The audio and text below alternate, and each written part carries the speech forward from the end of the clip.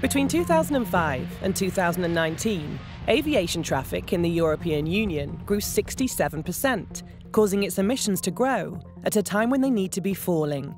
And non-CO2 effects often have an even greater warming impact. This must stop.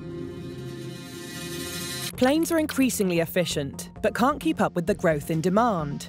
Clean fuels and aircraft are becoming reality, but they are not yet scalable to address aviation's mammoth climate problem.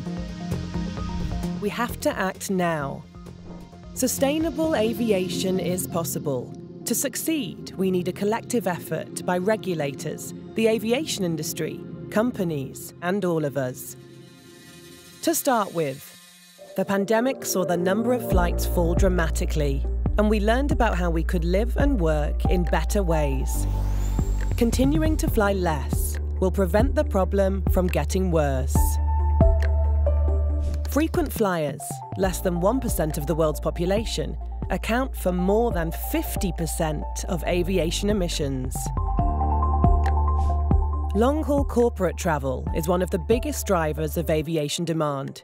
If we reduce this by 50%, it would cut emissions by 32.6 megatons of CO2 by 2030 in Europe, which is the same as taking 16 million polluting cars off the road. Smarter flying is something we can all do. We reduce frequent flying, substitute long-haul corporate flights for virtual collaboration, and shift from regional air travel to high-speed rail. To curb the growth of flights and emissions, we need to put airport expansion plans on hold across Europe. And airlines should no longer be allowed a tax exemption on fossil jet fuel. For non-CO2 emissions, an easy place to start is to mandate cleaner fossil jet fuel, with fewer contrail-forming particles. We can also reroute flights to avoid atmospheric conditions that create climate-heating contrails. These are changes that can be made now, with immediate benefits. Looking to the future, sustainable aviation fuels such as e-kerosene, produced from green hydrogen and with CO2 captured from ambient air, offer a promising path. New aircraft technologies also offer hope for green aviation. Electric or hydrogen aircraft can help reduce emissions.